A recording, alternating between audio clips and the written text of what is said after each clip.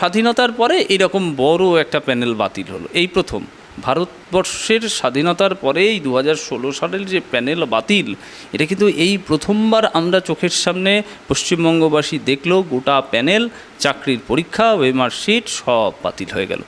দায় কার? দায় কার নয়, আমার প্রশ্ন এটা। আপনারা প্রশ্ন করলেন দায় কার, আমি বলবো দায় কার নয়। মহামান্য আদালত, যেই আদালতের উপর মানুষ ভরসা রেখে, আইন বিচার ব্যবস্থার প্রতি মানুষ বিশ্বাস রেখে যায়, ছুটে ছুটে যায় বারবার আদালতে, সেই আদালতের এরকম রায়, শুধু কঠোর রায়, করুণ রায়, আমি এরকম বলবো না যে রায় কঠোর হয়েছে, এটা বিষয় নয়। এরকম একটা অন্যায়ের প্রতি রায়, অসত্যের প্রতি রায়, এবং সবথেকে বড় বিষয় মানুষকে বিচলিত করার জন্য রায়। একটা টার্ম আছে, কালারেবল লেজিসলেশন, অর্থাৎ রং দ্বারা যেন সংবিধানের, এই টার্মটা, রং দ্বারা যেন সংবিধান প্রভাবিত না হয়। আমার তো মনে হয় এটা রং দ্বারা প্রভাবিত হওয়া, তাই না? মানে একদমই একটা অযৌক্তিক রায়, তথ্যবিহীন রায়। আমি তো বলবো তাহলে সিবিআই কোনো কাজ করেনি এতদিন ধরে। যেই সিবিআইকে ভরসা করে কেন্দ্রীয় সরকার বলুন, যেই সিবিআইকে ভরসা করে এই বিচার ব্যবস্থার যে বিষয়টা, তদন্তনাধীন এই বিষয়টা তুলে দেওয়া হয়েছিল সিবিআইয়ের হাতে, তাহলে সিবিআইয়ের কথা তো কোর্টও মানলো না। সিবিআইয়ের তো তাহলে কোনো কাজই নেই, সিবিআই তাহলে কোনো কিছু প্রমাণই করতে পারলো না। প্রমাণ করার ছিল যে যেই চাকরি প্রার্থীরা, যাদের সঙ্গে দুর্নীতির যোগাযোগ রয়েছে, যারা টাকা দিয়ে চাকরি পেয়েছে বা পদ পেয়েছে, তাদের চাকরি বাতিল হবে। সেই 5,000 জনের কথা কিন্তু সিবিআই আগে বলেছিল, আমি যতটুকু ইনফরমেশন জানি।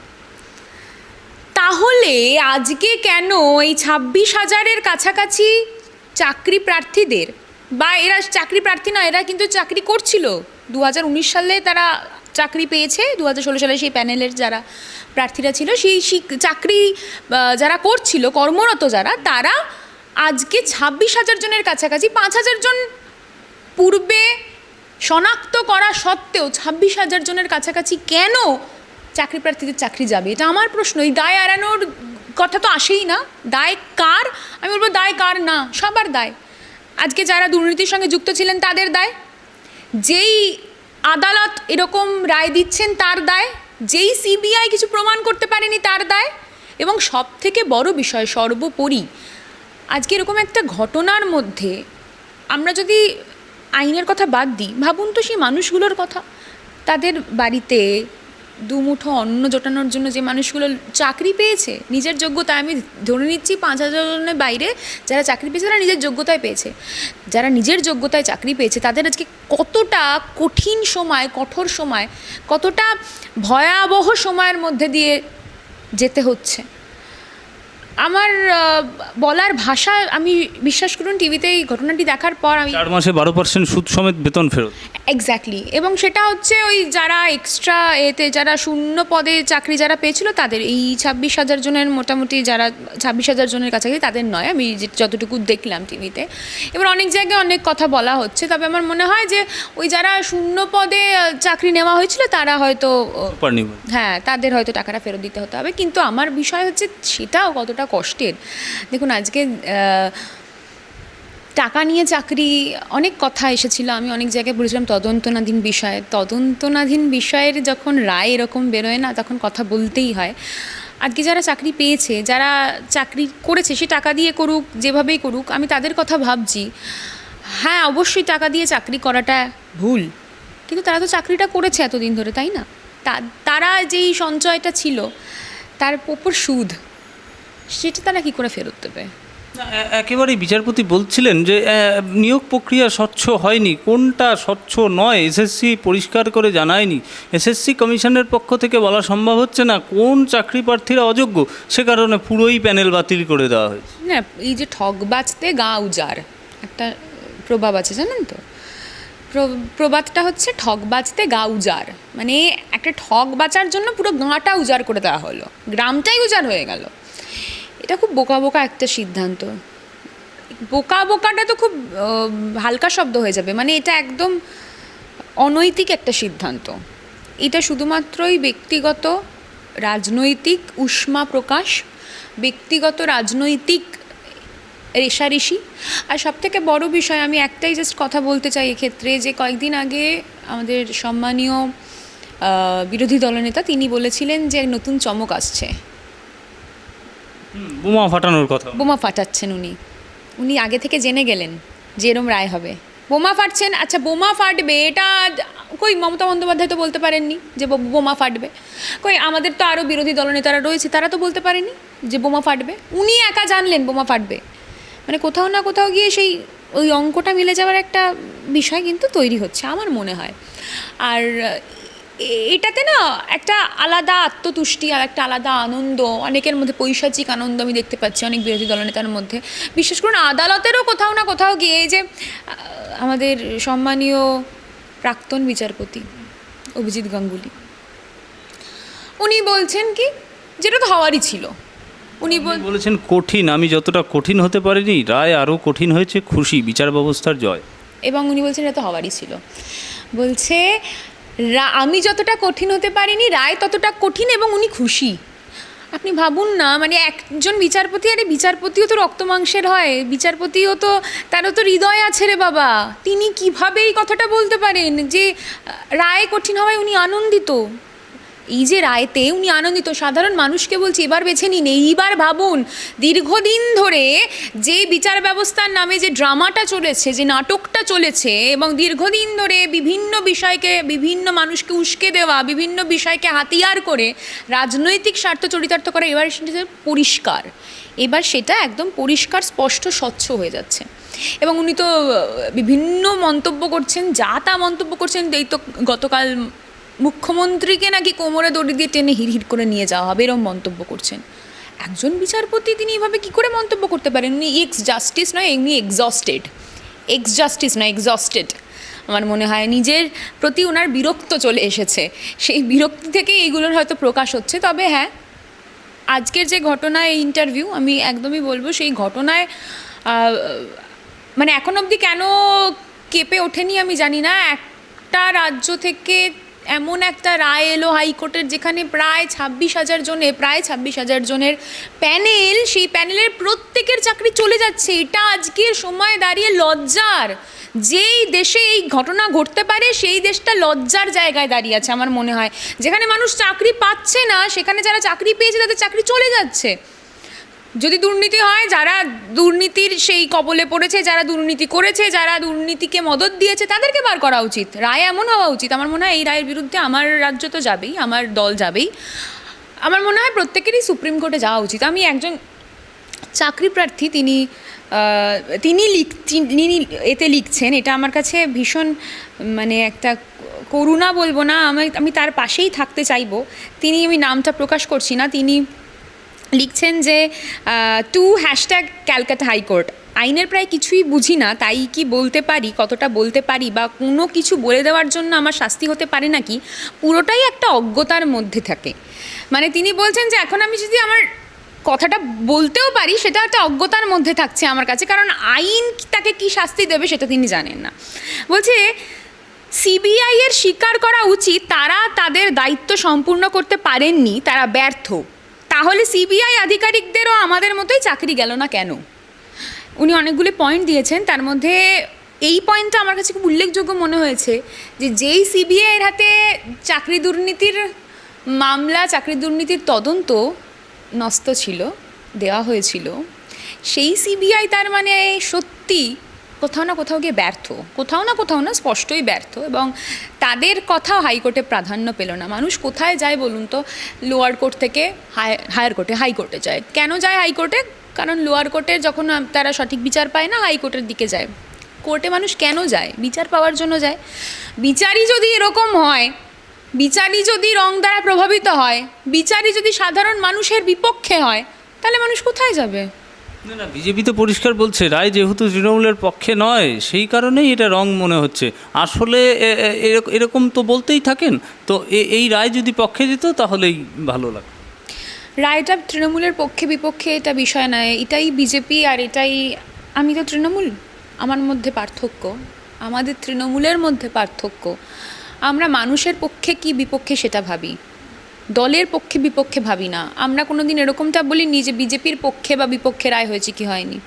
আমরা এটা ভাবি যে মানুষের পক্ষে কিনা বিপক্ষে হয়েছে। যখন এর পূর্বে বিভিন্ন মানুষকে, আমাদের বিভিন্ন সহযোদ্ধাদের প্রশ্ন করা হয়েছিল, তারা বলেছিল আদালতের প্রতি ভরসা রাখুন, তদন্তনাধীন বিষয়, আদালত নিশ্চয়ই সঠিক বিচার করবে। আমাদেরই এখন খারাপ লাগছে, আমার তো সত্যিই আমার নিজের গিল্টি ফিল হচ্ছে যে আদালতের প্রতি ভরসা রাখতে যাদেরকে বলেছিলাম, যে সকল মানুষদের যারা প্রশ্ন করতো, তাদের সত্যি কি উত্তর দেবো আমরা, তাই না? আদালত এমন একটা রায় বার করছে, এমন একটা রায় দিচ্ছে, যেই রায়টা একদম টোটালি আগে থেকে প্রি প্ল্যান্ড, এবং তার আগের দিনই বিরোধী দলনেতা সেই রায় সম্পর্কে বলে দিচ্ছে বোমা ফাটাবো, তারপরের দিনই এরকম একটা মানুষকে কোথাও না কোথাও অত্যাচারের মুখে ঠেলে দেওয়া, বিপদের মুখে ঠেলে দেওয়া এবং জীবনের শেষ বিন্দুটাতে ঠেলে দেওয়ার মতো রায়। কত মানুষকে আমরা বলুন, এই রায়ের পর কত মানুষ ডিপ্রেশনে চলে যাচ্ছে, অবসাদে চলে যাবে, তাদের পরিবারটা কিভাবে চলবে, লোন, কত ছেলেমেয়েরা তো গাড়ির জন্য লোন নেয়, বাড়ির জন্য লোন নেয়, নিজেদের সন্তানদের পড়াশোনার জন্য লোন নেয়। কত ছেলে এই চাকরিটা পাওয়ার পর বলুন তো নিজের সংসার তৈরি করেছে, নিজেরা সংসার পেতেছে নতুন করে, তাই না? এটা তো স্বাভাবিক বিষয়, চাকরি পেলে বিয়ে হয় গ্রাম বাংলায় বা বিয়ে হয় কোথাও আমাদের এখানে। তাহলে তাদের ভবিষ্যৎটা কোথায়? যেখানে আমরা চাকরি দিতে পারছি না, সেখানে আমরা কারো চাকরি কেড়ে নিতেও পারি না। এটা আমাদের কোথাও না কোথাও গিয়ে আদালতেরও কোনো না কোনো ন্যায়েরও কোথাও না কোথাও ভাবা উচিত। একদমই তাই। আইনজীবী ফিরদৌস শামীম এ বিষয়ে বেলাগাম আক্রমণ করেছে তৃণমূলকে, একেবারে বলছে যাদের অযোগ্য চাকরি প্রার্থী তারা সোজা হাঁটতে শুরু করুন কালীঘাটের দিকে এবং প্রত্যেকটি ইট খুলুন, যাদের টাকা দিয়েছেন সেই সব নেতাদের খুঁজে বার করুন, তাদেরকে গাছের সঙ্গে বাঁধুন, এই সমস্ত, আর না হলে টাকা ফেরত নিন। এই মারাত্মক বেলাগাম আক্রমণ করে ফেলেছে এসএসসির সঙ্গে যুক্ত মামলাকারী আইনজীবী ফিরদৌস শামীম। ওনাদের মতো তো 26,000 জনই অযোগ্য। আমি এই 26,000 জনকে বলবো, হাত জোর করে বলবো, বিশ্বাস করুন, এতদিন ধৈর্য ধরেছেন, এতদিন নিজেদের কাজ করেছেন, আমি হাত জোর করে বলছি, এই যে যারা এরকম মন্তব্য করছেন না, তাদেরকে এবার দেখে নিন। আপনারা 26,000 জন অযোগ্য হতে পারেন না? একটা প্যানেলে 26,000 জন অযোগ্য হতে পারে? আমাকে প্রশ্নটা করা হোক না, একটা প্যানেলের যে কটা চাকরি প্রার্থীর নাম বেরিয়েছিল, তারা অনেকে তো নিজেদের মেরিটে উত্তীর্ণ হয়ে এসেছে আজকে এই জায়গাটাতে। প্রত্যেকে অযোগ্য। কে অযোগ্য কে অযোগ্য নয় সেটা বিচার করার দায়িত্ব আদালতের ছিল। আদালতকে মানুষ আদালতে কেন যায়? বিচার পাবে বলে যায়। 26,000 জনের প্যানেল বরবাদ হয়ে যাওয়াটা তো কোনো বিচার হতে পারে না, সুরাহা হতে পারে না, তাই না? তো আমি বলবো এই 26,000 জনকে তারা কালীঘাটের দিকে যাবেন না, ঠিক একটুখানি মুখটা ঘুরিয়ে হাইকোর্টের দিকে চলে যান, গিয়ে ওখানে গিয়ে জিজ্ঞাসা করুন বিচারপতিদেরকে যারা এরকম রায় দিয়েছে তাদেরকে, এবং যারা আপনাদের হয়ে মামলাগুলো লড়ছিল, এই দীর্ঘদিন ধরে যারা মামলা লড়ছে তাদেরকে জিজ্ঞাসা করুন তো যে 26,000 জনের দোষটা কোথায়। দেখুন, যদি দুর্নীতি হয়ে থাকে সেটা খুঁজে বার করার দায়িত্ব দেওয়া হয়েছিল সিবিআইয়ের হাতে। সিবিআই কিন্তু আমাদের কেন্দ্রীয় সংস্থা, সিবিআই, ইডি, এনআইএ কেন্দ্রীয় সংস্থা, তাদের হাতে দায়িত্ব দেওয়া হয়েছিল। তারা প্রমাণ করতে পারেনি, তাদের ব্যর্থতা। তারা বলতে পারেনি, তাদের ব্যর্থতা। কজনের অনৈতিকভাবে চাকরি হয়েছিল সেটা প্রমাণ করে তারা রায় বার করতে পারেনি, বা তারা হাইকোর্টকে দিতে পারেনি। রায় বার করা তো তাদের ক্ষমতা নয় বা কাজ নয়। হাইকোর্টকে দিতে পারেনি, তাদের ব্যর্থতা, হাইকোর্টের ব্যর্থতা। আমি বলবো এবার আপনাদের ব্যর্থতা নয়। আমি 26,000 জনকেই বলছি, প্রায় সংখ্যাটা 26,000, পুরোপুরি সম্পূর্ণ 26,000 নয়। আমি তাদেরকেই বলছি আপনাদের ব্যর্থতা নয়। আপনারা কোনো রকমভাবেই ভেঙে পড়বেন না। সুপ্রিম কোর্টে যাওয়া হবে, আমার মনে হয় যাওয়া উচিত। হবে কি হবে না সেটা রাজ্য খতিয়ে দেখে কমিশন যাবে কালকেই ব্যর্থবধূ বলে। একদমই তাই। এবং শিক্ষামন্ত্রী রয়েছেন, আমার মনে হয় ভরসা রাখুন। দেখুন, এখন তো ভরসা যাদের উপর রাখা হয়েছিল দীর্ঘদিন ধরে, তারা তো এরকম রায় বার করেছে। তাই আমার মনে হয় এখন শিক্ষামন্ত্রীর প্রতি ভরসা রাখা, রাজ্যের প্রতি ভরসা রাখা আমাদের উচিত। আর কিছু নেই, আমাদের সামনে আর কিছু নেই, উপায় নেই। তাই সুপ্রিম কোর্টে যাওয়া হবে এবং লড়া হবে। আমি বলছি এই লড়াইটা প্রয়োজন। এইবার লড়াইটা লড়াইয়ের মতো হবে এবং অবশ্যই চূড়ান্ত ভার্ডিক্ট কী আসে, চূড়ান্ত রায় কী আসে সেটা দেখা হবে। একদমই তাই। এই রাজনৈতিক মহলের একটা গুঞ্জন একেবারেই কান পাতলে শোনা যাচ্ছে, নামগুলো তৃণাঙ্কুর ভট্টাচার্য, প্রান্তিক চক্রবর্তী, এরাও এই নিয়োগ দুর্নীতিতে বেশ খানিকটা জড়িয়ে পড়েছে। আমি বলছি তথ্য প্রমাণ নেই, কিন্তু গুঞ্জন বাজারে এরকমই ছড়াচ্ছে। না, গুঞ্জনের ওপর ভরসা করে তো আমার মনে হয় না যে কারোর ওই বাজার দু একদিন চলতে পারে, 2-3 দিন ভোটের সময় বাজার ওই সব গুঞ্জনে চলবে, কিন্তু ভোট শেষ হয়ে গেলে ওই সব গুঞ্জনগুলো মানুষ ভুলে যাবে। শুধুমাত্র মানুষ নয়, আমার মনে হয় বাজারটাও ভুলে যাবে। আর বিশ্বাস করুন, যদি কিছু ঘটে থাকে প্রমাণ করুক। এটা একটা তদন্তনাধীন বিষয়, এটাও তদন্তনাধীন বিষয়, আমি এটা নিয়েও কথা বলবো না। কিন্তু আমি বলতে পারি তৃণাঙ্কুর ভট্টাচার্য, প্রান্তিক চক্রবর্তী যেহেতু আমাদের রাজ্যের সম্মানীয় সভাপতি ছাত্র পরিষদের, এবং আমি সেই শাখা সংগঠনটি করি, তাই আমি সেই জায়গা থেকে বলবো যদি হয়ে থাকে প্রমাণ করে দেখাক। প্রমাণ কথা বলে, প্রমাণ তো কেউ করতেই পারছে না, উল্টে এই সিবিআই কিছু প্রমাণ করতে পারলও না। এবং আজকে কতটা লজ্জার মুখে সিবিআইকে পড়তে হচ্ছে যে তারা প্রমাণ করতে পারেনি, উল্টে যেরকম রায় দেওয়া হচ্ছে তাদের এতদিন সময় দেওয়া হয়েছে, তারা প্রমাণ তো করতে পারলো না, উল্টে তাদের তথ্য নিয়ে যে রায় দেওয়া হচ্ছে সেই রায়টাও মানুষ নিচ্ছে না। তাহলে প্রমাণ করে দেখাক। আমার একেবারে শেষ প্রশ্ন, গান বাঁধা হলো এবং সবটাই হলো অ্যালায়েন্স নিয়ে, কিন্তু এই অ্যালায়েন্সে মমতা ব্যানার্জির ঠিক ভূমিকাটা কি? একদম কংগ্রেসের প্রসঙ্গে চলে যাব, সিপিএমের প্রসঙ্গে চলে যাব, তারা সিট অ্যাডজাস্টমেন্ট সমস্তটা হলো, মাঝখানে রইল না তৃণমূল, মানে একেবারে অ্যালায়েন্স থেকে বাইরে। না, এটা তো মমতা বন্দ্যোপাধ্যায় আমাদের সম্মানীয় মুখ্যমন্ত্রী, তিনি নিজেই বলেছেন, দিদি তো নিজেই বলেছেন যে আমাদের এই যে ইন্ডিয়া জোট, এই শব্দটা তো দিদির দেওয়া, ইন্ডিয়া, নিজেই বলছে যে ইন্ডিয়া আমার রাজ্যের বাইরে আছে। আর সত্যি তো আমাদের রাজ্যে যেখানে, এই রাজ্যের বাইরে তৃণমূল কোথায় আছে? তাহলে অ্যালায়েন্সটা কি? না, যেখানে আমার রাজ্যে রাম বাম একসঙ্গে হাত ধরে মিছিলে হাঁটে, সেখানে দিদির এই জোটটা রেখে কাজ কি বলুন তো? জোটটা তো এনডিএর বিরুদ্ধে ইন্ডিয়া, তাই না? সেই এনডিএর সঙ্গেই যদি বাম এসে হাত মিলিয়ে হাঁটে, তাহলে আর জোটের মানেটা কি? আর আমাদের রাজ্যের ক্ষেত্রে অনেক রকমের না, এই বিরোধী দলগুলোর মধ্যে অনেক রকমের প্রতিহিংসা, স্পৃহা থাকে একটা, যে মমতা বন্দ্যোপাধ্যায়কে ডাউন করব। এই স্পৃহাটা না বাইরে ইন্ডিয়া জোটে, সমগ্র ইন্ডিয়া জোটের মধ্যে আমার মনে হয় না সেটা রয়েছে। আপনি বলছেন অসমে তো দেওয়া হয়েছে, অসমে তো আমরা প্রার্থী দিয়েছি তৃণমূল কংগ্রেস, তাহলে আপনি বলছেন যে বাইরে ইন্ডিয়া জোটে, বাইরে রাজ্যের বাইরে আছে, ধীরে ধীরে ক্রমশ বিস্তার লাভ করবে। কেন, মণিপুরেও তো আগের বার জিতেছিল, তাই না? আমরা তো সিট পেয়েছি। তাহলে এটা বলাটা মানে, তখন চাণক্য হিসাবে মুকুল রায় ছিল, এখন আর নেই।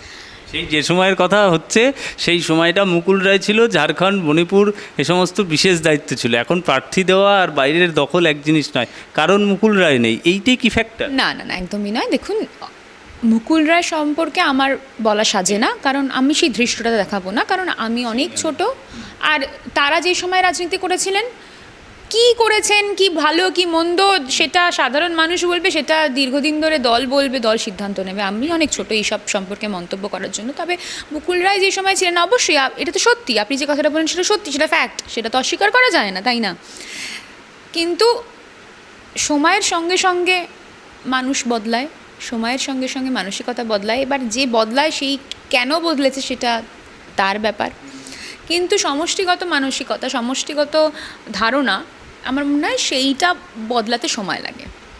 তো মমতা বন্দ্যোপাধ্যায়ের দল তৃণমূল কংগ্রেস, সেই দলের সমষ্টিগত যে ধারণা, সেই ধারণায় কিভাবে ভোট লড়া হবে, কোথায় জোট করা হবে, কোথায় জোট করা হবে না, কোনখানে ইন্ডিয়ার সঙ্গে হাত ধরা হবে, কোনখানে ইন্ডিয়ার সঙ্গে হাত ধরা হবে না, সেটা তার উপর ছেড়ে দেওয়াই উচিত আমার মনে হয়। একদম তাই। ছোট্ট একটা প্রসঙ্গ দিয়ে একটু শেষ করব আজকে। একেবারে সোশ্যাল মিডিয়ায় চলে যাই। সোশ্যাল মিডিয়ায় বিভিন্ন রকম পোস্ট হয় এবং সেই পোস্টের রিয়াকশানও হয়। আমি বেশ কিছু পোস্ট দেখে সেগুলো রিয়াকশান সম্পর্কে সেটা বলছি না, ঠিক বলা সাজে না। আমি বলছি, যখন মানুষ পুরনো কোনো ভিডিও, পুরনো কোনো স্মৃতি টেনে এনে কমেন্ট বক্সে কমেন্ট করে, বিরোধী দল হতে পারে, অন্য মানুষ হতে পারে, কী প্রতিক্রিয়া দাঁড়ায়, মনের মধ্যে কি কাজ করে? না, মনের মধ্যে আমার বিশ্বাস করুন, আমি যবে থেকে রাজনীতির ময়দানে এসেছি, আমি তবে থেকে আমার নিজের গায়ে একটা বর্ম, আলাদা করে বর্ম লাগিয়ে নিয়েছি, গায়ে এবং হৃদয়ে, মনে। আমি মনে করেছি যে এই বর্মটা ভেদ করে শব্দবাণগুলো যেন ঢুকতে না পারে। কিন্তু আমার খারাপ লাগে, এইখানেই খারাপ লাগে যখন দেখি সর্ষের মধ্যে ভূত। আমার নিজের দলেরই কিছু লোকজন গিয়ে সেখানে কমেন্ট করে, এবং সেই কমেন্টগুলো অবশ্যই কুরুচিকর কমেন্ট হয়, বা আরও 4-5 জনকে দিয়ে নিজের দলেরই কিছু লোকজন কমেন্ট করায়। খারাপ লাগে এখানে, যখন আমি 30 জন এসএফআইয়ের সামনে একা দাঁড়িয়ে নিজের পতাকাটা ধরেছিলাম, তৃণমূল কংগ্রেস, তৃণমূল ছাত্র পরিষদের, আমি এটা ভেবে ধরিনি যে আমার পেছনে 10টা মিডিয়া আমার ভিডিও করবে। এটা ভেবে ধরেছিলাম যে 2014 সালে যখন আমি ফেসবুকটা খুলেছিলাম, তখন সেই ফেসবুকের এতে লেখা ছিল, ইনফরমেশনে বায়োতে লেখা ছিল my idol is Mamata Bandyopadhyay. এইটা ভেবে সেই পতাকাটা ধরেছিলাম। যখন আমি যাদবপুর বিশ্ববিদ্যালয়ে আমার ভাই সেই দ্বীপ, যে দ্বীপ নিভে গেছে, সেই দ্বীপের জন্য প্রতিবাদ করেছি, যখন আমি সেই পরিবারের সঙ্গে, সেই বাবার সঙ্গে, সেই মায়ের সঙ্গে প্রত্যেক মুহূর্তে এখনও যোগাযোগ রাখছি, তখন যারা ওই কমেন্টটা করছিল না, তখন কিন্তু তারা সেই কাজটা করেনি। তারা কলকাঠি নেড়েছে কীভাবে যারা উঠেছে তাদেরকে পা ধরে নিচে নামানো যায়। আমার বক্তব্য সেটাই। দেখুন, বাইরের দল আমাকে কি কমেন্ট করলে আমার কিছু এসে যায় না, কারণ তাদের কাজই ওটা, বিজেপির আইটি সেলের কাজই ওটা, সিপিএমের আইটি সেলের কাজই ওটা। কিন্তু আমার নিজের দলের কিছু লোকজন যখন অন্যকে দিয়ে কমেন্ট করায় এবং সেটা আমার কাছে পরে স্ক্রিনশট আসে, কিংবা আমারই নিজের দলের কিছু লোকজন যখন কমেন্টটা করে, তখন আমার খারাপ লাগে যে যখন আজকে রিলস বানানো, সিনেমা করা, এটা পার্ট অফ মাই প্রফেশন। রাজনীতিটা আমি ভালোবেসে করেছি, মন দিয়ে করেছি। যখন আমি লড়াই করেছি তৃণাঙ্কুর ভট্টাচার্যের নেতৃত্বে, যখন আমি লড়াই করেছি অভিষেক বন্দ্যোপাধ্যায়ের নেতৃত্বে, যখন আমি লড়াই করেছি মমতা বন্দ্যোপাধ্যায়ের নেতৃত্বে, তখন কিন্তু আমি এটা ভেবে লড়াই করিনি যে আমার পেছনে 10টা ক্যামেরা আমাকে তুলবে। আমি লড়াইটা এইভাবেই, এই জন্যই করেছি যে আজকে আমার এটা মনে হয়েছে অন্যায়। বিপ্লবটা আমার রক্তে রয়েছে, আমাকে মমতা বন্দ্যোপাধ্যায় সে নন্দীগ্রাম শিখিয়েছে, অভিষেক বন্দ্যোপাধ্যায়ের এই নবজোয়ার যাত্রা শিখিয়েছে, অভিষেক বন্দ্যোপাধ্যায়ের এই দিল্লিতে গিয়ে ধর্ণা করা শিখিয়েছে। তাই বিপ্লব করেছি, বিদ্রোহ করেছি। খারাপ লাগার বিষয়গুলো না, মানে এটা আজকে আমি প্রথমবার হয়তো বলছি, হাউকে বলছি, যে আজকে খারাপ লাগার বিষয়গুলো জমতে জমতে জমতে না মাথার উপরে চলে যাচ্ছে। না বললে এবার হয় না, মানে এবার this is the high time we should speak about. এরকমটা তো নয় যে আমার কোনো ক্রিয়াকর্মের জন্য কেউ এফেক্টেড হচ্ছে, আমার কোনো রিলসের জন্য কেউ এফেক্টেড হচ্ছে, আমার কোনো সিনেমার জন্য কেউ এফেক্টেড হচ্ছে, তাই না? এরকমটা তো নয়। এবং এটা তো আমার profession, this is my profession, part of my life. আমি যেরকম খাচ্ছি, আমি যেরকম পড়ছি, আমি যেরকম কলেজ যাচ্ছি, ইউনিভার্সিটি যাচ্ছি, সেরকমই আমি এই কাজগুলো করছি। রাজনীতিটা আমি ভালোবেসে করেছি। রাজনীতি আমার কাছে আজকে একটা মানে কঠিন হলেও সত্যি বিষয়। আজকে আমাদের মতো যারা ছেলেমেয়েরা, নতুন প্রজন্মরা রাজনীতির ময়দানে আসছে না, বিশ্বাস করুন, আমরা যারা রাজনীতির ময়দানে আসছি, আমরা রাজনীতিতে ডিভোটেড বলে আসছি, সমগ্রটা দিয়েছি বলে আসছি, আমরা রাজনীতিটা করব বলে আসছি। এরকমটা নয় যে 2 দিন রাজনীতি করলাম, তারপর অন্য কোথাও চলে গেলাম, আবার এসে রাজনীতি করলাম, এটা বিষয় নয়। আমি কিন্তু প্যারালালি আমার প্রত্যেকটা মিটিং, মিছিল, প্রচার সেটাও চালাচ্ছি, কিন্তু সেটা কেউ হাইলাইট করবে না। আমার খারাপ লাগার জায়গা এটা। আমার ফেসবুকে আমার মিটিং, মিছিল, প্রচার, আমার রাজনৈতিক কর্মসূচিও থাকে, সেটা কেউ হাইলাইট করবে না। সেখানে এসে কেউ মানে রংচঙিয়ে কমেন্ট করবে না, কিন্তু সেখানে গিয়ে কমেন্ট করবে যেটা তারা হাইলাইট করতে চায়। This is very bad, this is very rude. আমার বক্তব্য একদম স্পষ্ট। আমি কি করব না করব, আমি 1000 বার করব, বেশ করব। আমার যা ইচ্ছা আমি তাই করব। তখনই আমার দিকে আঙুল তোলা হবে, আমার কমেন্টে গিয়ে চোর, চটিচাটা চোর এগুলো লেখা হবে, যখন আমার ক্রিয়াকর্ম আপনাকে বাধা দিচ্ছে, আপনাকে ব্যাহত করছে বা আপনাকে ক্ষতি করছে। আমার ক্রিয়াকর্ম আমাকেই ক্ষতি করছে না, তো আপনাকে কী করে ক্ষতি করবে? আমি চোর হই, চটিচাটা চোর হই, যা ইচ্ছা যা খুশি আমাকে বলুন। তৃণমূল কংগ্রেসের ঝান্ডাটা তখন তুলে ধরেছি, বুকে আজীবন এটা আগলে রাখবো। এবং আমি প্রচারে থাকি, প্রচারে না থাকি, আমি সকলকে ভালোবেসে, মমতা বন্দ্যোপাধ্যায়কে ভালোবেসে, সাধারণ মানুষকে ভালোবেসে 21শে জুলাইতে যেরকম বক্তব্য রেখেছি, বক্তব্য রাখাটা শুধুমাত্র আমার ফেম যেন না হয়, সংগঠন করাটা যেন আমার শক্তি হয়, সংগঠন করাটা যেন আমার ফেম হয়, এই বলে সারা জীবন চলবো।